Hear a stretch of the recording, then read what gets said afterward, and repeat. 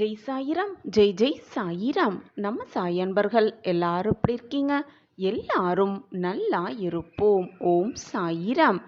சந்தோஷமாகவே இதை முழுவதுமாக கேள். இதுவரை நீ தொலைத்த சந்தோஷம் அனைத்தையும் திரும்ப மீட்டெடுக்கப் போகிறாய்.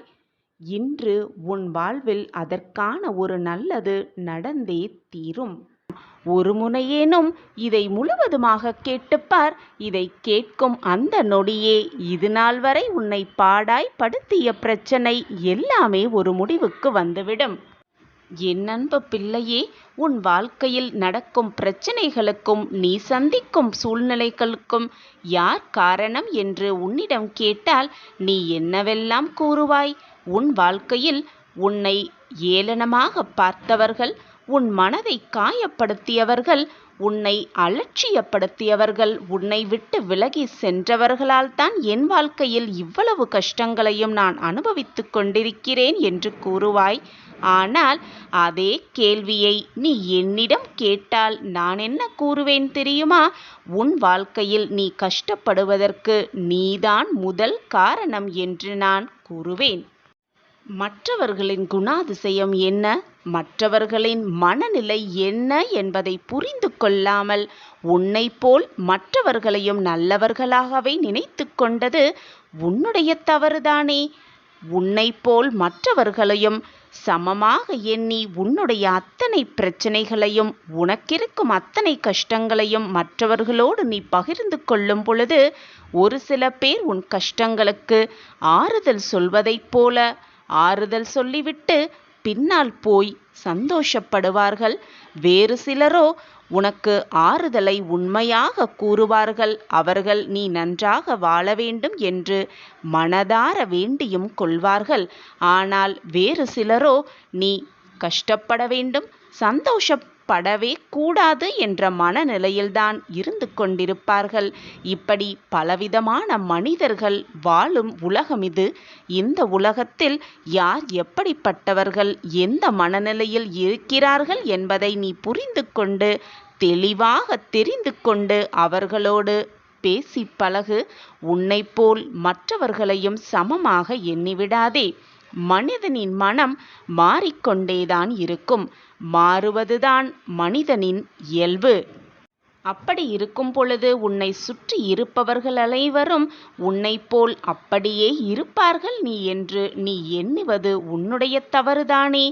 உன் வாழ்க்கையில் நடக்கும் பிரச்சனைகள் அனைத்திற்கும் மற்றவர்களால் தான் காரணம் என்று எண்ணுவதை முதலில் மாற்றிக்கொள். முதலில் உன்னை மாற்றிக்கொள்.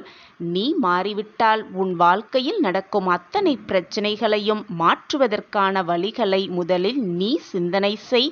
மற்றவர்கள்தான் காரணம் என்று மற்றவர்களை கை காட்டுவதை முதலில் நிறுத்திவிடு. உன்னையே நீ மாற்றிக்கொள். உன் வாழ்க்கையை நீ மிக எளிமையாக மாற்றிவிடலாம், ஜெயித்து காட்டலாம், வெற்றியை கொண்டாடலாம். வாழ்க்கை என்றாலே இன்பம் துன்பம் கலந்துதான் இருக்கும். எப்பொழுதுமே இன்பம் மட்டும் நிரந்தரமாக இருந்துவிடவும் முடியாது, துன்பம் மட்டும் எப்பொழுதுமே நிலையாக இருந்துவிடவும் முடியாது. இரண்டும் கலந்து வருவதுதான் வாழ்க்கை. இதுதான் வாழ்க்கையின் நியதியும் கூட. அப்படி இருக்கும் பொழுது உன் வாழ்க்கையில் கஷ்டம் மட்டுமே எனக்கு நிரந்தரமாக இருக்கிறதே, என் வாழ்க்கையில் போராட்டம் மட்டுமே எப்பொழுதும் சூழ்ந்து கொண்டிருக்கிறதே என்று நீ நினைப்பது தவறு. உன் வாழ்க்கையில் நீ அனுபவித்த சந்தோஷங்களை சற்று நினைத்துப்பார். நீ கடந்து வந்த பாதையை சற்று திரும்பிப்பார். என் அன்பு பிள்ளையே, எது வந்தாலும் எதிர்த்து நின்று போராடு. அனைத்தும் நன்மைக்கே என்பதை தீர்க்கமாக நம்பு. அனைத்திற்கும் சாட்சியாக நான் இருக்கும் பொழுது உன் பாதையில் மகிழ்ச்சிக்கு பஞ்சமே இருக்காது. நீ இனி மகிழ்ச்சி பாதையில் செல்ல இருக்கிறாய். உன்னுடைய கர்மா முடிந்தே விட்டது. எதற்குமே கலங்காதே. நீ வேண்டிய அனைத்தும் கண்டிப்பாக நிறைவேறும். நான் உனக்கு நிறைவேற்றி காட்டுவேன். உன் துயர நாட்களெல்லாம் முடிந்துவிட்டது. இது நாள் வரை நீ போராட்டமெல்லாம் உன்னுடன் கழியப் போகிறது. இனி எல்லாம் நல்லதே அமையும். இது உன் சாயப்பாவின் சத்திய வாக்கேதான்.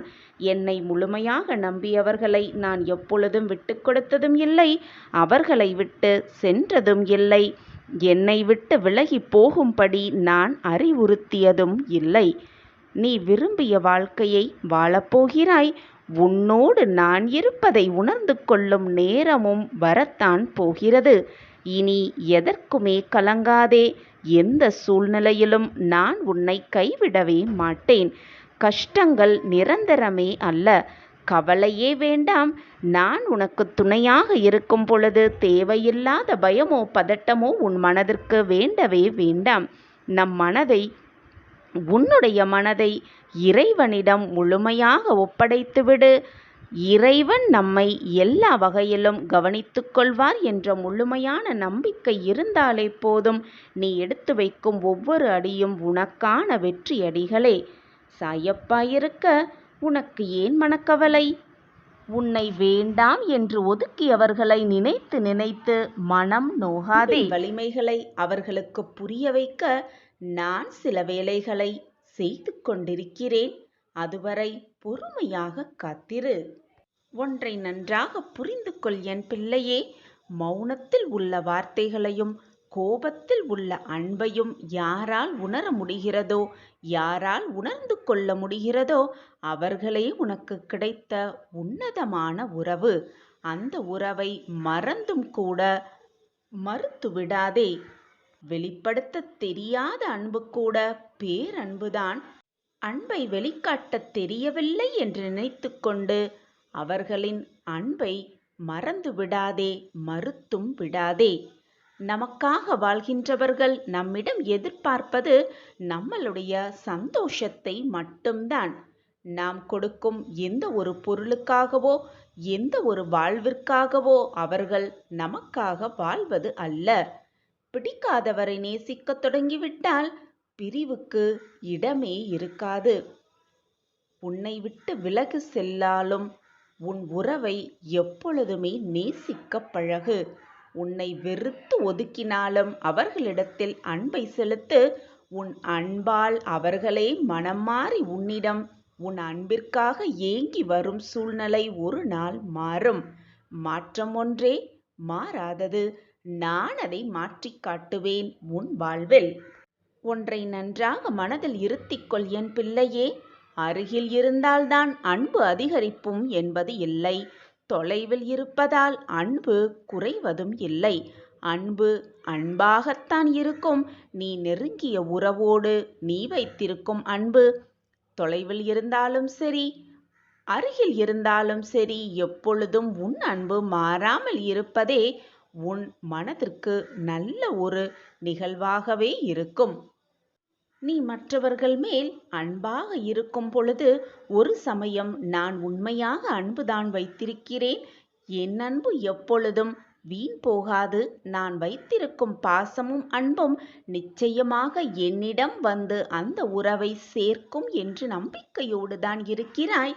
மறுசமயம் அந்த அன்புக்குரியவர் நம்மை புரிந்து கொள்ளாமல் நம்மை விட்டு விலகிவிடுவாரோ, நம் வாழ்க்கையில் கஷ்ட காலம் ஆரம்பிக்கப் போகுதோ என்று தவறி மனதை குழப்பிக் கொண்டிருக்கிறாய். சில நேரம் சென்ற பின் நான் அன்பு வைத்திருக்கிறேன். உண்மையான அன்பு என்னுடையது.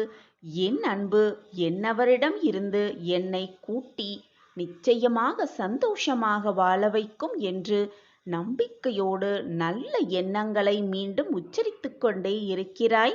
அதே அடுத்த நொடி என் வாழ்வு சூன்யமயமாகிவிட்டது, என் உறவு என்னிடம் வந்து பிரிந்து விட்டது என்று எதிர்மறை சிந்தனைகளை மனதில் இருத்திக் கொண்டு நீயும் வேதனைப்பட்டில்லாமல் உன்னை சுற்றி இருப்பவர்களையும் வேதனைக்கு உள்ளாக்கி கொண்டிருக்கிறாய்.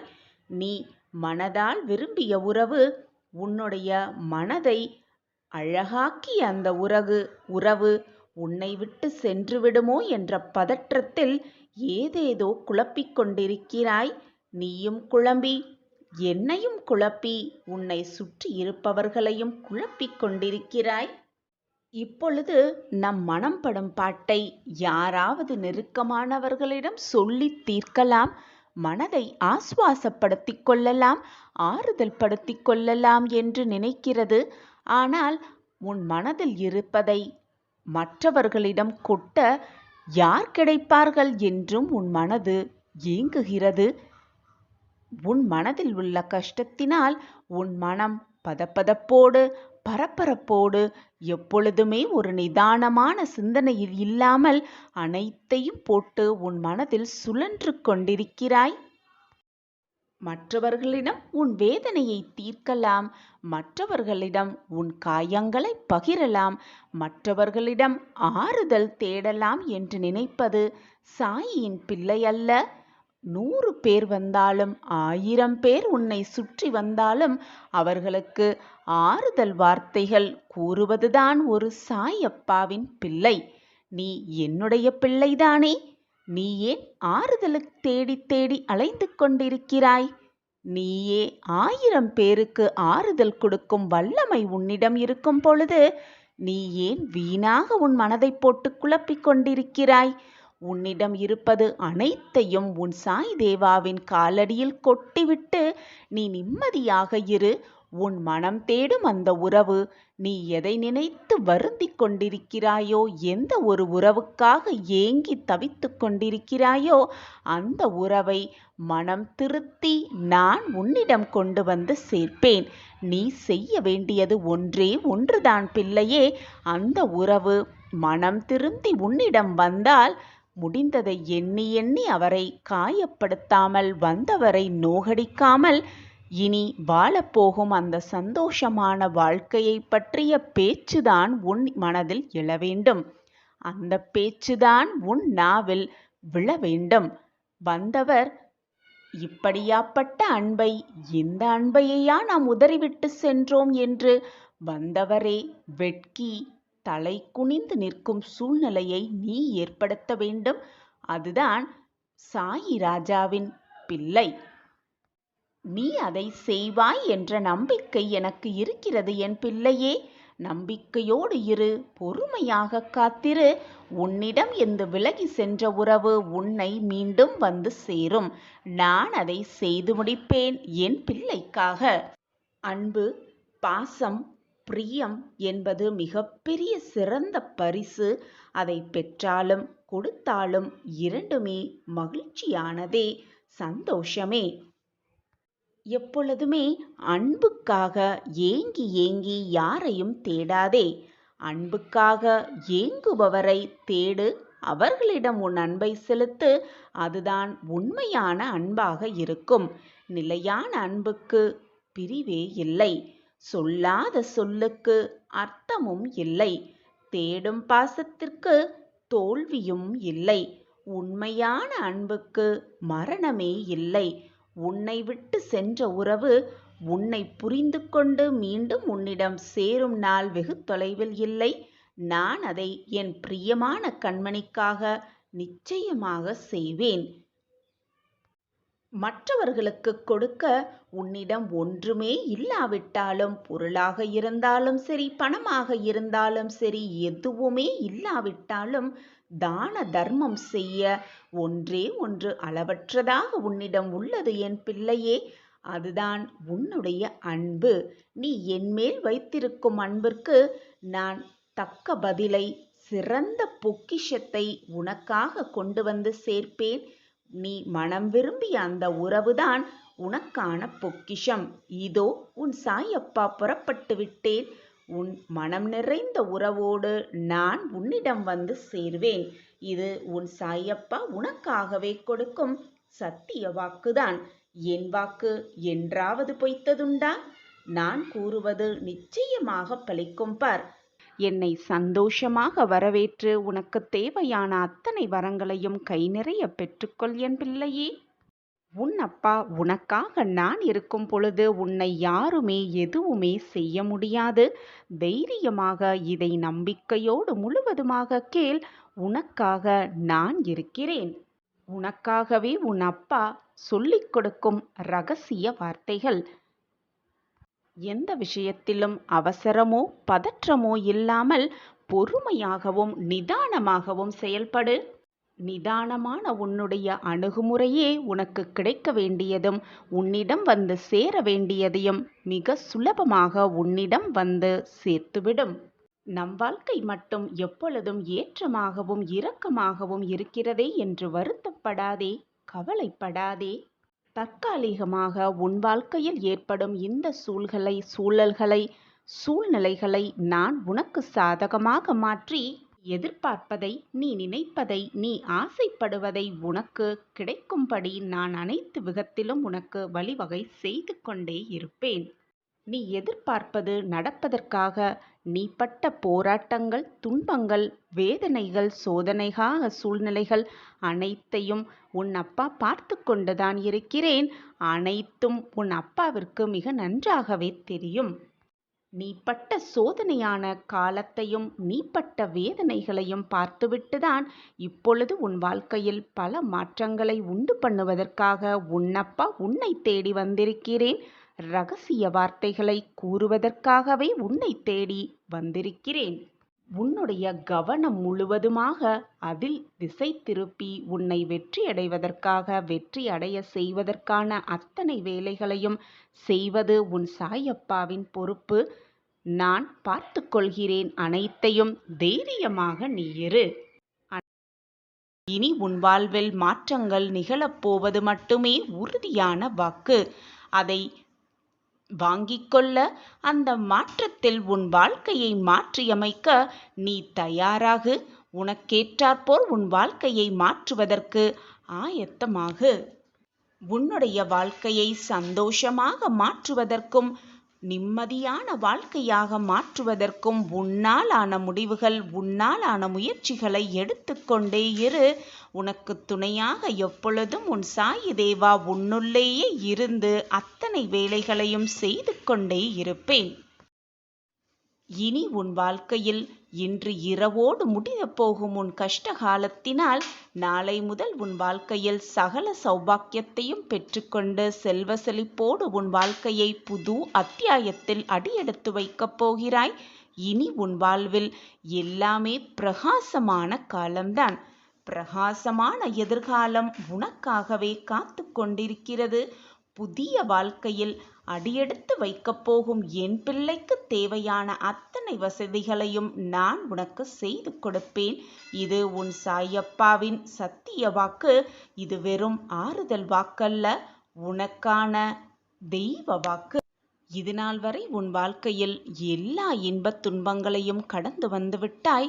கஷ்ட நஷ்டங்கள் அனைத்தையும் பார்த்து விட்டாய், சகித்து விட்டாய். இனி போராடுவதற்கு எதுவுமே இல்லை. போராட வேண்டிய அத்தனையும் போராடிவிட்டாய். கஷ்டப்பட வேண்டியது அத்தனையும் கஷ்டப்பட்டு விட்டாய். உன்னுடைய போராட்டம் ஒரு முடிவுக்கு வந்துவிட்டது. இது நாள் வரை பொறுமையோடு இருந்த உனக்கு ஒரு நல்ல பதில் கிடைக்கப் போகிறது. உன் பொறுமைக்கான பரிசு என் கையில் உள்ளது. அதை உன்னிடம் கொண்டு வந்து சேர்க்கும் வேலையை நான் ஏற்றுக்கொண்டிருக்கிறேன். யார் தடுத்தாலும் அது நிச்சயமாக உன் கைகளில் கொண்டு வந்து சேர்ப்பேன். என் பொக்கிஷத்தை சந்தோஷமாக வைத்துக்கொள்வது மட்டுமே என்னுடைய வேலை. நான் கண்டெடுத்த பொக்கிஷம் நீ. உன் முகத்தில் ஆனந்த கண்ணீரை பார்க்காமல் நான் ஓயவே மாட்டேன். ஒன்றை நன்றாக புரிந்து கொள். எப்பொழுதுமே ஏதாவது ஒரு விஷயத்தை நினைத்து நினைத்து மனதில் போட்டு பயந்து கொண்டே இருப்பதால் உன் வாழ்க்கை எதுவுமே மாறிவிடாது. அதை போல முடிந்து போனதை நினைத்து நினைத்து வருந்திக் கொண்டும் வேதனைப்பட்டு கொண்டும் இருப்பதால் முடிந்தது ஏதாவது மாற்றம் கண்டு திரும்பி உன்னிடமே வரப்போகுதா? நிச்சயமாக எந்த மாற்றமும் நிகழாது. எனவே முடிந்ததை நினைத்து வருந்தாதே.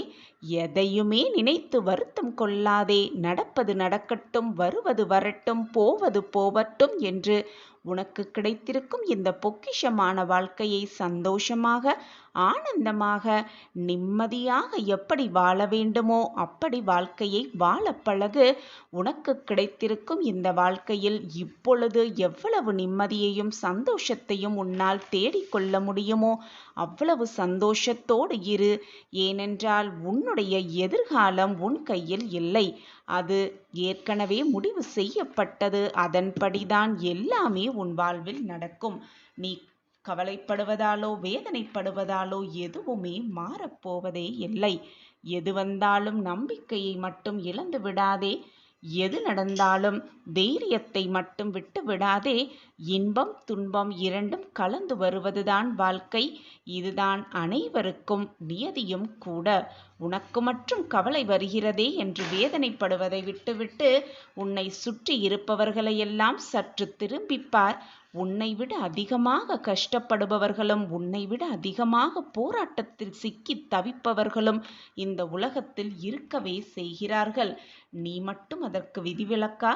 நிச்சயமாக இருக்க முடியாது. உன் வாழ்க்கையில் நீ எதிர்கொண்ட அத்தனை பிரச்சனைகளுக்கும் ஒரு முடிவு வந்துவிட்டது. உன் போராட்ட காலம் ஒரு முற்றுப்புள்ளி வைக்கப் போகிறேன். உன் ஆபத்து காலத்திற்கெல்லாம் ஒரு முடிவு கட்டப் போகிறேன்.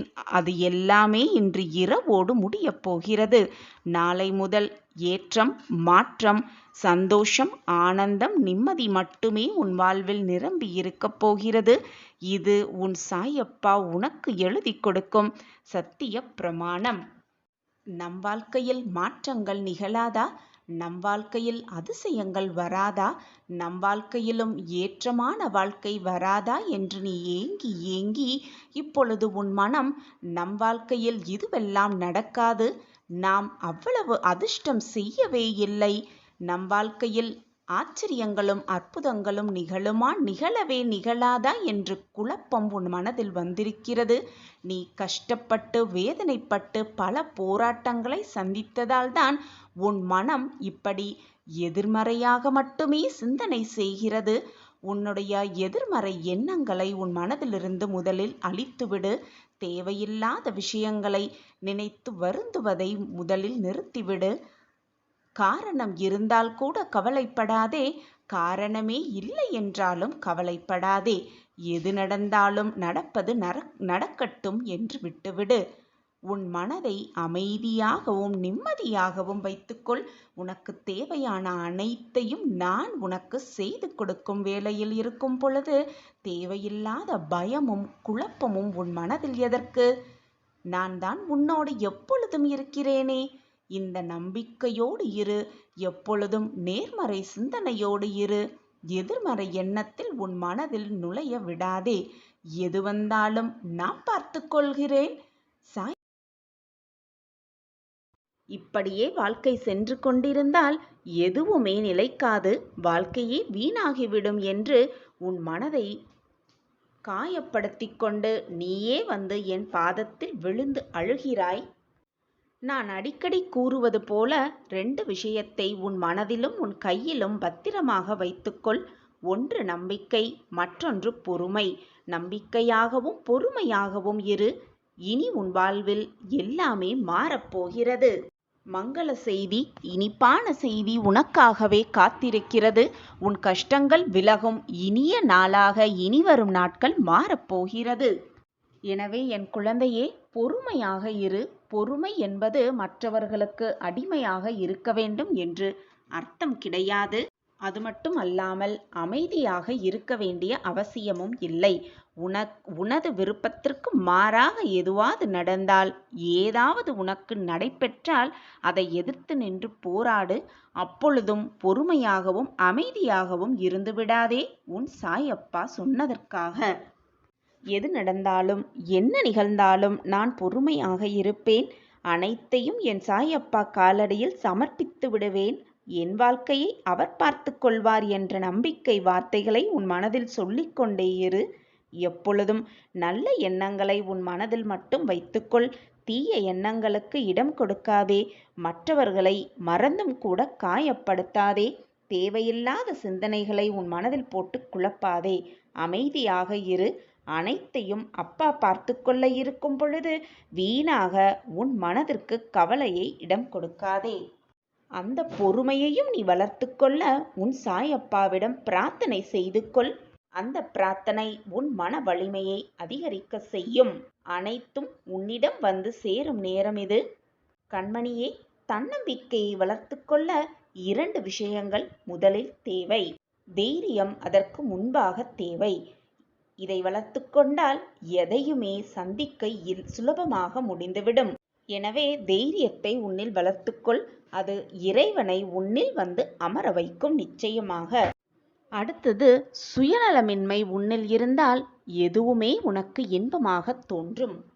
சுகமோ துக்கமோ, நல்லதோ தீயதோ, கவலையோ வேதனையோ அனைத்தும் உன்னை நெருங்காது. அது நெருங்கினாலும் உன்னை தாக்காது. கவலைப்படாதே, உன் கஷ்டங்கள் எல்லாம் விலகும் இனிய நாளாக இனிவரும் நாள் மாறப்போகிறது. மிகப்பெரிய முக்கியமான செய்தி, ஆனந்தமான செய்தி, மகிழ்ச்சியான செய்தி உனக்காகவே காத்திருக்கிறது.